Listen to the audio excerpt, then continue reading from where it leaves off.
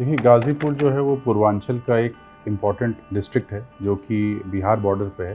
देखिए, सबसे पहले तो हम लोगों ने ज्योग्राफिकल इंडिकेशन का टैग इस ओडीओपी प्रोडक्ट को दिलवा दिया है। तो इससे ये है कि इसकी मार्केटिंग और मार्केटेबिलिटी जो है वो बढ़ जाएगी।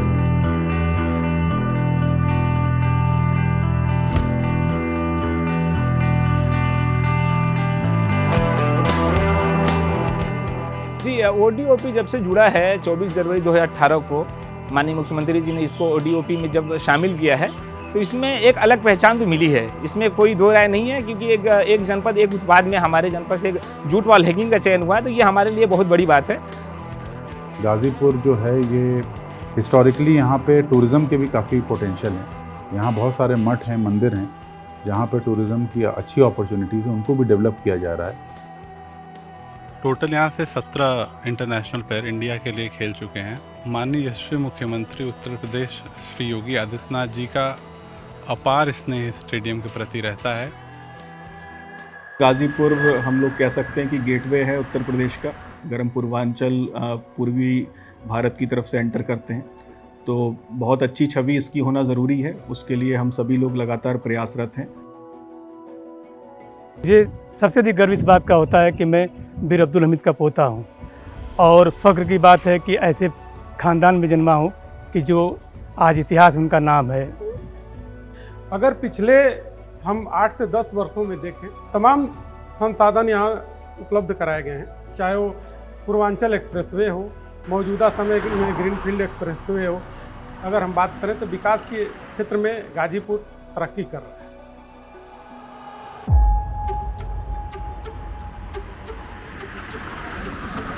आज हम आपको लेकर चल रहे हैं उस धरती पर जहां गंगा सिर्फ बहती नहीं बल्कि संस्कृति और सभ्यता को अपने साथ लेकर चलती है, जहां ऋषियों की तपस्या की गूंज है, जहां वीरता की कहानियां पीढ़ियों से सुनाई जाती हैं, जहां हॉकी के मैदानों से अंतर्राष्ट्रीय खिलाड़ी निकलते हैं और जहां विरासत के साथ साथ विकास की नई इबारत भी लिखी जा रही है।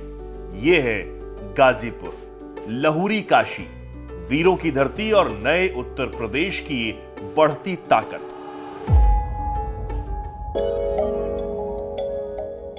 काशी की तरह यहां भी गंगा अर्धचंद्राकार रूप में बहती है। वैसे ही घाट, वैसे ही मंदिर और वैसी ही आस्था।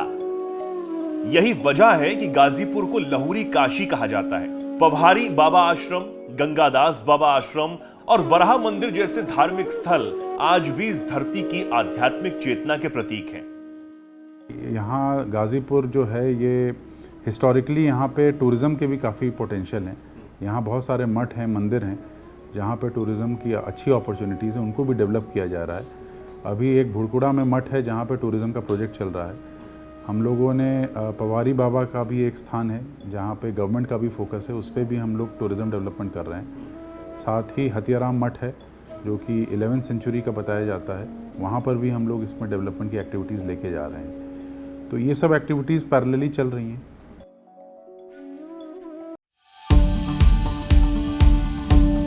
गाज़ीपुर का करमपुर जहां हॉकी सिर्फ एक खेल नहीं बल्कि इस गांव की शान है। एक समय बांस और लकड़ी के डंडों से शुरू हुई हॉकी की ये यात्रा आज विश्व मंच तक पहुंच चुकी है। इस धरती ने भारत को ओलंपियन ललित उपाध्याय और राजकुमार पाल जैसे सितारे दिए हैं। आज भी यहाँ कई खिलाड़ी हर दिन जोरदार प्रैक्टिस करते हैं, एक ही सपना लेकर, भारत के लिए खेलने का सपना। करमपुर का यह मैदान सिर्फ खिलाड़ी ही नहीं तैयार करता बल्कि राष्ट्रभक्ति और अनुशासन की नई पीढ़ी गढ़ता है। हम इस वक्त मौजूद हैं गाज़ीपुर के करमपुर में, जहां घरों में बच्चों के हाथों में खिलौनों से पहले हॉकी की स्टिक दिखाई देती है। इस ग्राउंड में जहां इस वक्त हम खड़े हैं, यहां खिलाड़ी सिर्फ खेल के लिए पसीना नहीं बहाते बल्कि तिरंगे की शान के लिए पसीना बहाते हैं। यही वजह है कि इस छोटे से गांव ने भारत को कई ऐसे सितारे दिए हैं जो अंतर्राष्ट्रीय मंचों पर देश का मान बढ़ा रहे हैं। मेरा नाम रोमित पाल है और मैं यहाँ लगभग 2018 से यहाँ पे मैं खेल रहा हूँ, और अभी तक मैं अंडर 18 एशिया कप और स्टेट जूनियर नेशनल, सब जूनियर नेशनल यूपी से खेल चुका हूँ। यहाँ पे सपोर्ट मिलता है सबको, हॉकी स्टिक्स, जूते लेके सब कुछ। मेरा नाम प्रहलाद राजभर है और मैं यहाँ पर लगभग 10 साल से खेल रहा हूँ और हम यहाँ पर सुबह सुबह 5:30 बजे उठ के आते हैं मॉर्निंग में, फिर यहाँ से जाते हैं 10 बजे। हम जापान गए थे और वहाँ पर हम अपने कोचेस की वजह से वहाँ जीते सर। यहाँ पे जो सीनियर हैं काफ़ी इंडिया टीम में हैं और 2 लोग तो यहाँ से ओलंपिक भी खेल चुके हैं, इसमें राजकुमार भैया, ललित भैया, और उन लोग के साथ खेलने पे एक्सपीरियंस बढ़ता है। वो आते हैं, बताते हैं आपको कैसे? हाँ, वो आके यहाँ पे ट्रेनिंग देते हैं कि मतलब बताते हैं, कुछ गलतियाँ होती तो बताते हैं, तो उसकी वजह से यहाँ पे और अच्छा है खेलना। यहाँ पे हमारा यही सपना है कि इस स्टेडियम को भी हम उस स्तर पर ले जाएं कि उत्तर प्रदेश की पहचान अगर खेल में हो तो गाज़ीपुर से हो, और अगर देश में उत्तर प्रदेश की पहचान हो तो वो भी गाज़ीपुर से हो। हमारा यही लक्ष्य है कि इंडिया टीम में ज़्यादा से ज़्यादा बच्चे हमारे स्टेडियम के जाएं। और माननीय यशस्वी मुख्यमंत्री उत्तर प्रदेश श्री योगी आदित्यनाथ जी का अपार स्नेह स्टेडियम के प्रति रहता है, और जब ओलंपिक जीत के प्लेयर्स आए थे तो उन्होंने 1 हफ्ते के अंदर वो आए स्टेडियम में और उन बच्चों को सम्मानित किया। मल्टीपर्पज़ इंडोर हॉल दिख रहा है जिसमें बैडमिंटन, टेनिस, एक जिम है, उसमें एक ऑफिस है।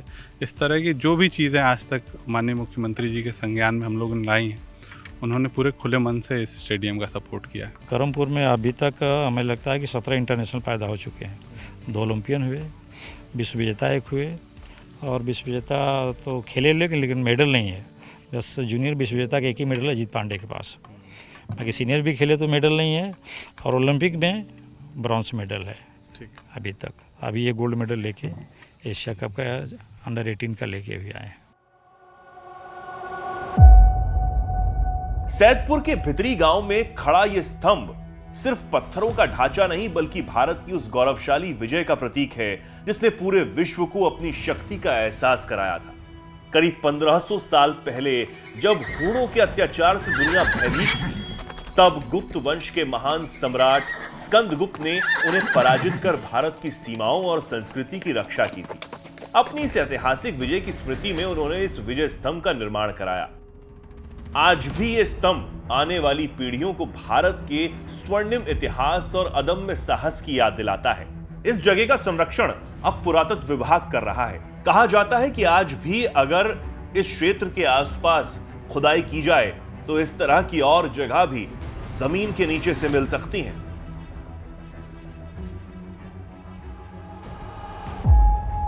अगर गाजीपुर की पहचान वीरता से है तो उसका सबसे चमकदार नाम है परमवीर चक्र विजेता वीर अब्दुल हमीद।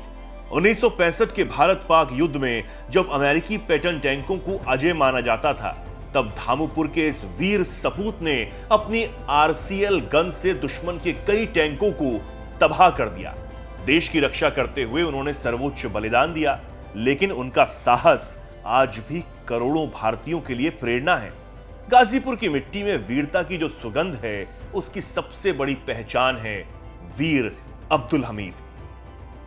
जब पाकिस्तान ने भारत के ऊपर आक्रमण किया, उस समय मेरे फादर जो है सीमा पर भेजे गए। जब मेरे फादर को सरहद पर बुलाया गया, उस समय उनके सामने अमेरिका निर्मित पैटर्न टैंक जो कि पाकिस्तान को दिया गया था, उस टैंक से पाकिस्तान जो है हमारे भारत पर आक्रमण करके दिल्ली तक पहुंचने की कोशिश करने का इरादा रखता था। लेकिन मेरे फादर के निशानेबाजी से एक छोटी सी आरसीएल गन, जिसकी ट्रेनिंग मेरे फादर कुछ दिन पहले किए थे और उसको चलाने में बहुत माहिर थे, उस आरसीएल गन से मेरे फादर ने उस पैटर्न टैंक को एक एक करके ऐसे उड़ा दिया जैसे मिट्टी का खिलौना कोई तोड़ता हो, और पाकिस्तान को घुटने टेकने में मजबूर कर दिया। करो तो कुछ ऐसा करो कि दुनिया सोचने पे मजबूर हो जाए, मरो तो ऐसी मौत मरो कि दुनिया रोने पे मजबूर हो जाए। तो जो हमारे देश के लिए मरे मिटे हैं सर, तो हम एक कदम उठाए कि नहीं यार, जो हमारे देश के प्रति अपना जान दे रहे हैं तो वो अब दुनिया में तो नहीं है, लेकिन हम लोगों के लिए जब वो मरे मिटे हैं तो हम लोगों का ये प्रयास होना चाहिए कि कम से कम उनकी जो प्रतिमा है, जो पार्क है, जो शहीदी स्मारक है, उसको हम लोगों मिल के एक नया मतलब उद्देश्य दिया जाए और सुंदरीकरण में तब्दील किया जाए, क्योंकि वो है तब हम है।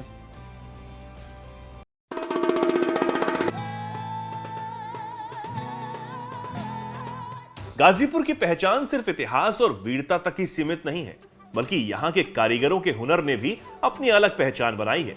वन डिस्ट्रिक्ट वन प्रोडक्ट योजना के तहत यहाँ की वॉल हैंगिंग देश और दुनिया में अपनी पहचान बना चुकी है। जूट और हस्तशिल्प से तैयार ये उत्पाद स्थानीय कारीगरों और महिलाओं की आय का मजबूत माध्यम बन रहे हैं। जूट वॉल हैंगिंग जो है सर वो पूरा हैंडमेड है। इसमें आपको शुरू से लेके जो लास्ट तक जितने भी प्रोसेस होते हैं, सुतली रंगाई से लेके बिनाई टकाई, जो भी जितनी भी पेस्टिंग वगैरह है सब हैंडमेड है। और हमारे पास जो कारीगर हैं ये काफ़ी पुराने कारीगर हैं जो 40 साल 45 साल से काम कर रहे हैं। और ये डिज़ाइंस वगैरह जो है वो कस्टमर के ऊपर डिपेंड करता है। और रही बात इसमें वॉल हैंगिंग में काम करने वालों की, तो हमारे पास ज़्यादातर जो तादाद है वो महिलाओं की है। हम महिलाओं को उनके घर पे रोज़गार दे रहे हैं। और जूट वॉल हैंगिंग जो हमारे गाजीपुर में ODOP का प्रोडक्ट है, वन डिस्ट्रिक्ट वन जनपद का प्रोडक्ट है और ये GI टैग है, जियोग्राफिकल इंडिकेशन इसको मिला हुआ है हमारे जनपद से।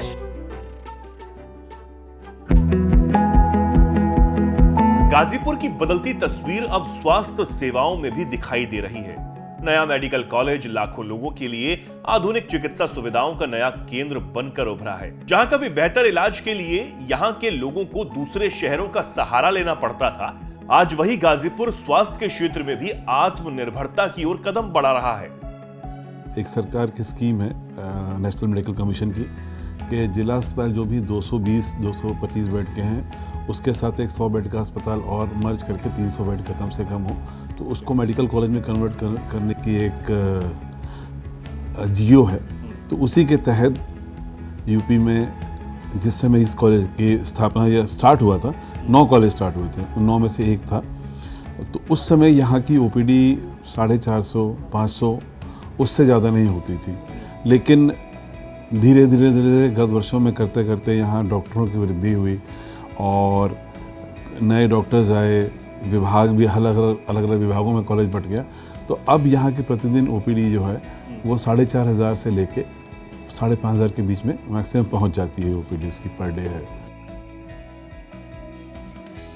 एक वक्त था जब दूरी विकास की सबसे बड़ी बाधा थी, लेकिन आज गाजीपुर की तस्वीर बदल चुकी है।